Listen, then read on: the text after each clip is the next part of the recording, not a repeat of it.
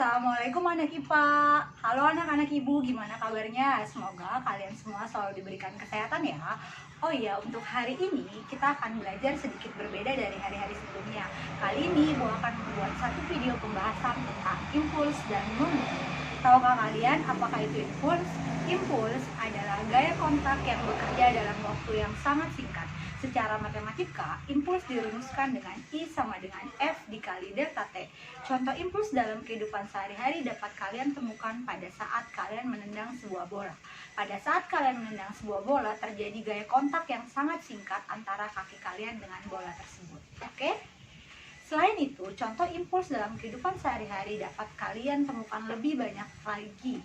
Kalian bisa cari di Google atau di buku-buku ya. Nah, lanjut ke pembahasan yang kedua, yaitu tentang momentum. Tentu saja kalian sudah tidak asing dengan kata momentum kan? Nah, tetapi pengertian momentum dalam fisika sedikit berbeda dengan pengertian momentum dalam kehidupan sehari-hari. Dalam fisika, momentum diartikan sebagai ukuran kesukaran suatu benda untuk dapat dihentikan. Kalau kalian masih bingung, ibu punya contoh di sini, kalau nggak di sini. Nah, di sebelah sini ada sebuah bis dan di sebelah sini ada sebuah sedan. Bis dan sedan ini bergerak dengan kecepatan yang sama. Pertanyaan ibu sederhana. Apabila kedua benda tersebut bergerak dengan kecepatan yang sama, manakah yang akan lebih sulit dihentikan? Sebuah bis kah atau sebuah sedan? Nah, kalau kalian sudah tahu jawabannya, kalian boleh komen di bawah ini ya. Momentum adalah ukuran kesukaran suatu benda untuk dapat dihentikan. Nah, momentum secara matematika dirumuskan dengan P sama dengan M dikali V, di mana M adalah massa dan V adalah kecepatan. Semua benda yang bergerak pasti memiliki momentum. Semakin besar momentum suatu benda, maka semakin sulit juga benda tersebut untuk dihentikan. Oke, jadi kalian udah tahu kira-kira mana jawabannya, bis kah atau sedan? Nah, untuk lebih jelasnya lagi, silahkan kalian kerjakan soal nomor 1. Nggak tahu ada di mana. Jangan lupa di SS bagian ini ya nak, kalian kerjakan lalu kirim ke classroom. Nah, lanjut ke pembahasan yang ketiga. Kita masuk ke materi hubungan impuls dan momentum. Tahukah kalian impuls dan momentum saling berhubungan? Ketika sebuah benda itu bergerak, maka benda itu memiliki momentum. Tetapi yang perlu digarisbawahi, jika benda tersebut tidak bergerak, maka benda tersebut tidak memiliki momentum. Lalu pertanyaan ibu sederhana, apakah yang menyebabkan benda itu dapat bergerak? Ya, betul. Jawabannya karena adanya impuls. Itulah sebabnya kenapa impuls dan momentum saling berhubungan. Karena apabila suatu benda diberikan suatu impuls, maka benda tersebut akan bergerak. Otomatis benda tersebut akan memiliki momentum. Hubungan impuls dan momentum secara matematika dituliskan dengan I sama dengan delta V. Sampai sini cukup jelas? Oke, kita masuk ke pembahasan yang keempat, yaitu tentang hukum kekekalan momentum. Hukum kekekalan momentum berbunyi, momentum sebelum tumbukan dan momentum setelah tumbukan bernilai sama.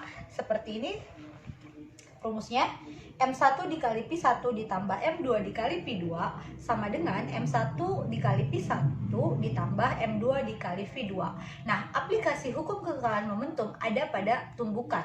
Tahukah kalian apakah itu tumbukan? Tumbukan bisa diartikan sebagai tabrakan, tetapi tidak semua tabrakan itu adalah tumbukan. Syarat terjadinya tumbukan adalah tidak ada gaya luar yang bekerja pada kasus tabrakan tersebut. Nah, tumbukan sendiri dibagi menjadi 3. Untuk lebih jelasnya kita lihat ke sini ya. Tumbukan yang pertama ada yang dinamakan tumbukan lenting sempurna. Di sini ada contoh, ini sebelum tumbukan ada 2 buah bola bergerak, bola A dan bola B. Yang satu ke kanan, yang satu ke kiri. Ini ketika benda tersebut bertumbukan. Yang ini setelah bertumbukan. Kita lihat setelah bertumbukan. Jadi ada 2 kasus, bola A dan bola B. Ketika mereka bertumbukan, setelah bertumbukan, bola A tetap bergerak dan bola B tetap bergerak. Itu ciri dari lenting sempurna. Jadi setelah tumbukan, kedua benda tersebut tetap bergerak. Nah, yang kedua ada tumbukan lenting sebagian. Tumbukan lenting sebagian di sini ada contohnya. Ini ada bola A, ini ada bola B.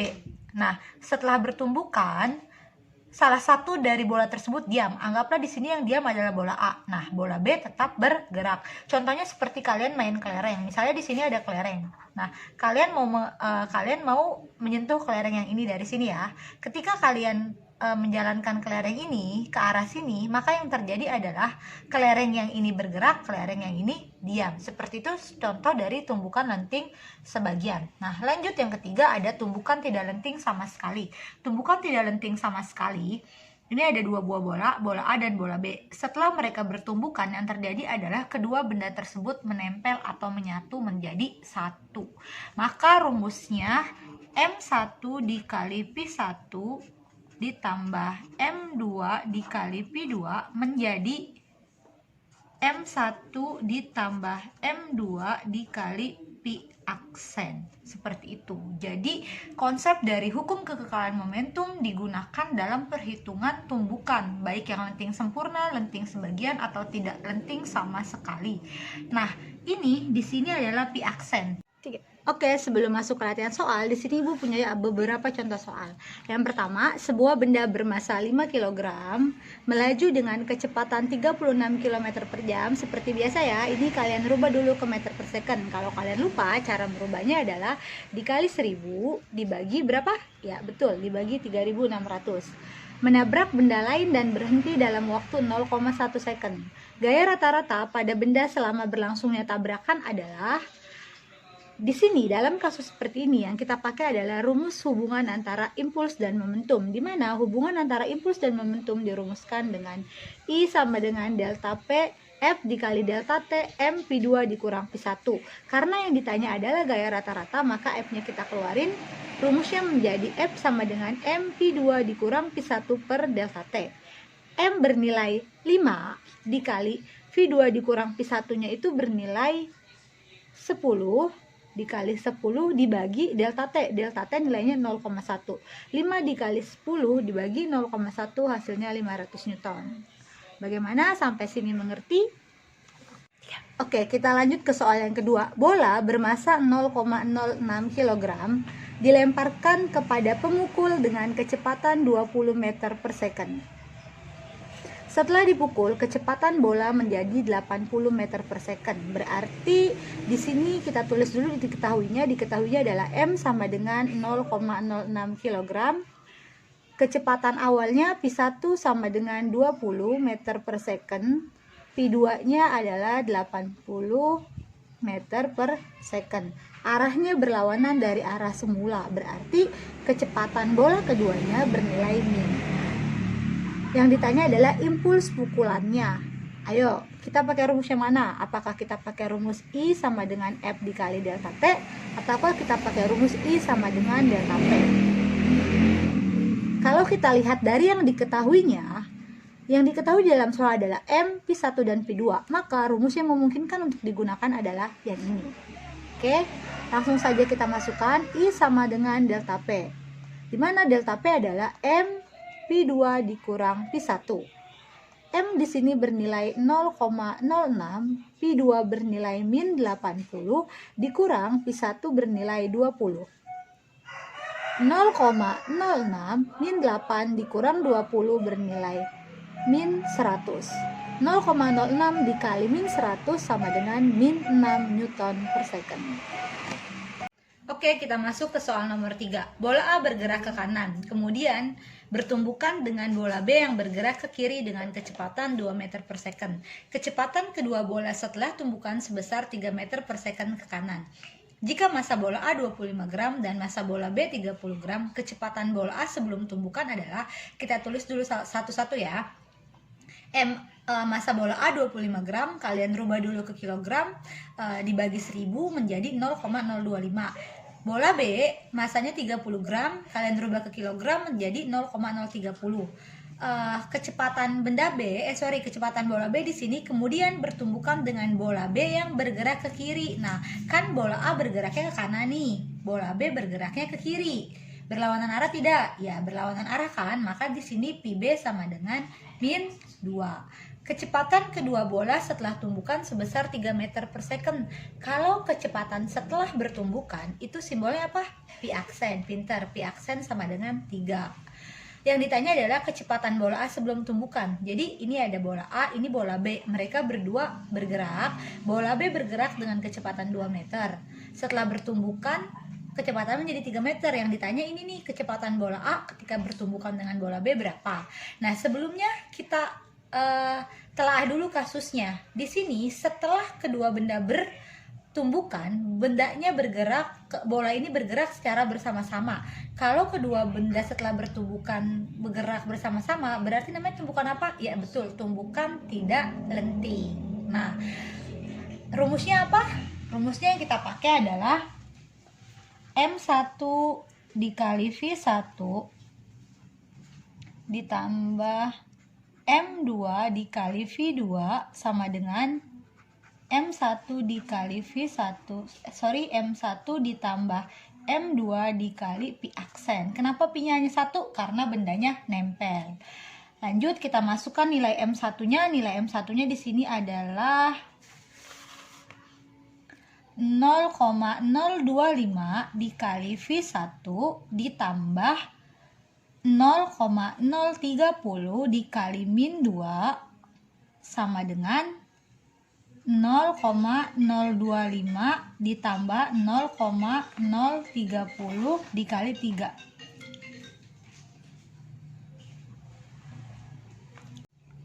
(0,025 dikali pi 1 menjadi 0,025 pi 1 ditambah 0,030 dikali min 2, hasilnya adalah min 0,06 sama dengan 0,025 ditambah 0,030 lalu dikali 3, hasilnya adalah 0,165.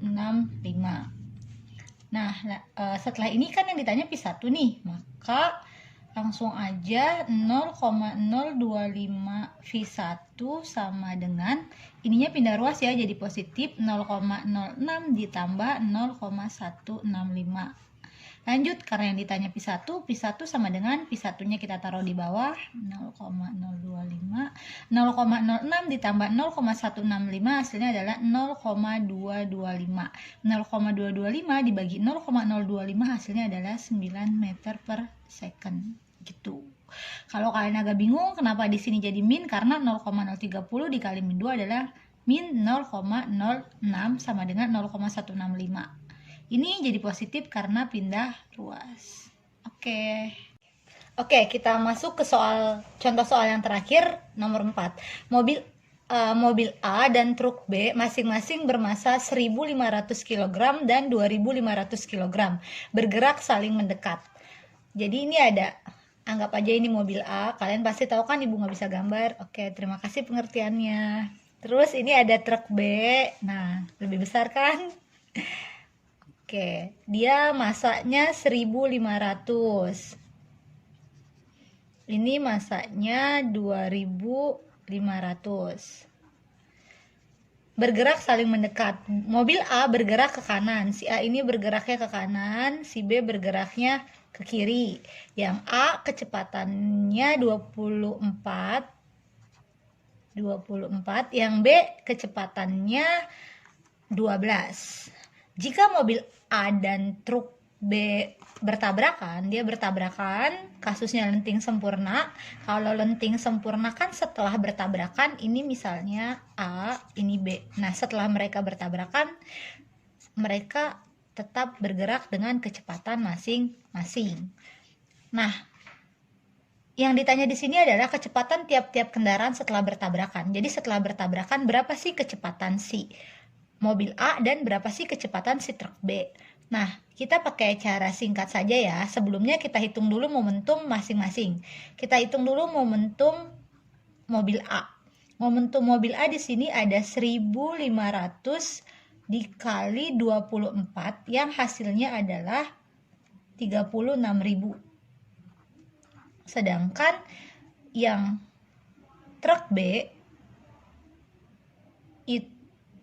itu masanya 2.500, kecepatannya hanya 12.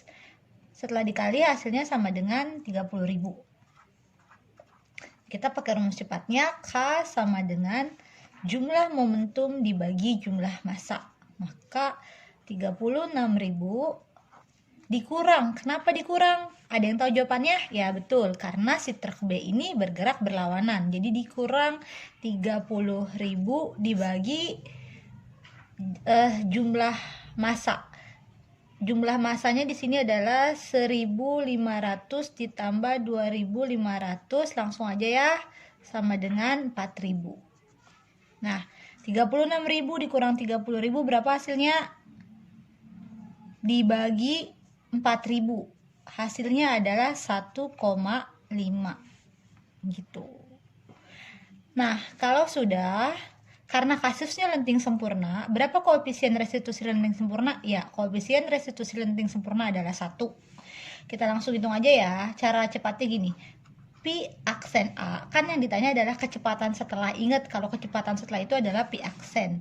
Rumusnya K sama dengan E ditambah 1. K di sini nilainya adalah 1,5. Ketinggalan dikurang, rumusnya di sini aja ya. Pi aksen A sama dengan K E ditambah 1 dikurang VA. Maka K-nya kan bernilai 1,5 ya, 1,5. E-nya di sini bernilai 1 ditambah 1 dikurang 24. Langsung aja kita hitung, 1,5 kali 2 dikurang 24, 1,5 dikali 2, kalian kalikan dulu, lalu kalian kurang 24, hasilnya adalah min 21 meter per second. Kita lanjut hitung yang pi aksen B ya, rumusnya masih sama, yaitu K E plus 1 dikurang pi B. K masih sama nilainya 1,5, E nya nilainya 1 ditambah 1 dikurang min 12. Kenapa min 12? Karena apa tadi? Arahnya berlawanan. 1,5, 1 tambah 1, 2 dikali 2, min ketemu min jadi plus 12. 1,5 kalian kali 2 hasilnya 3 ditambah 12 sama dengan 15 meter per second. Oke? Selamat mengerjakan.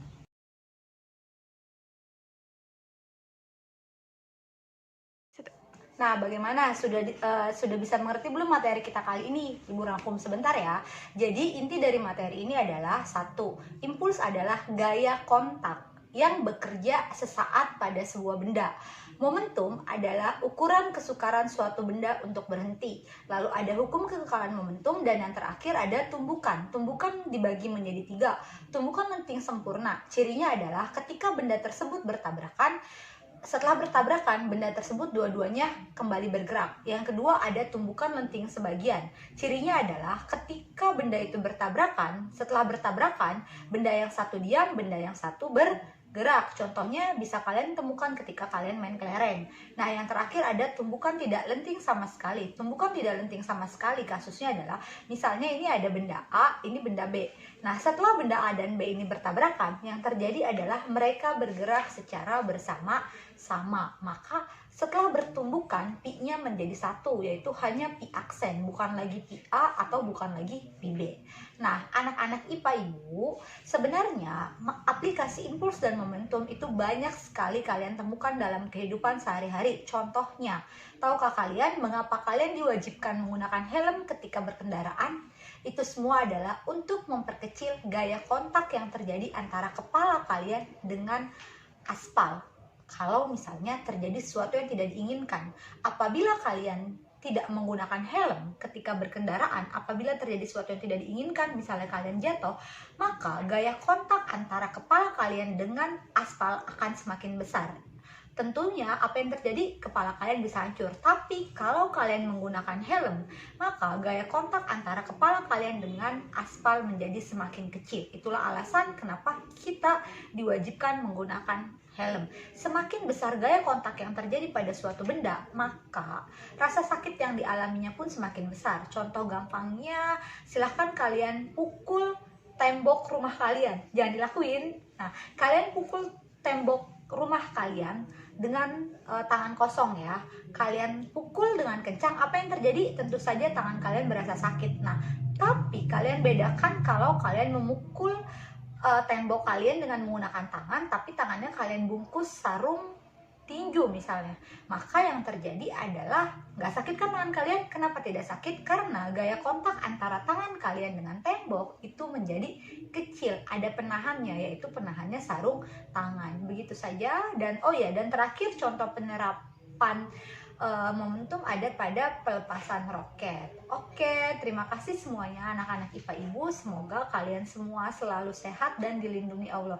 Jangan lupa bantu pemerintah untuk mencegah penyebaran virus corona dengan cara stay at home. Terima kasih semuanya. Assalamualaikum anak IPA Ibu. Dadah.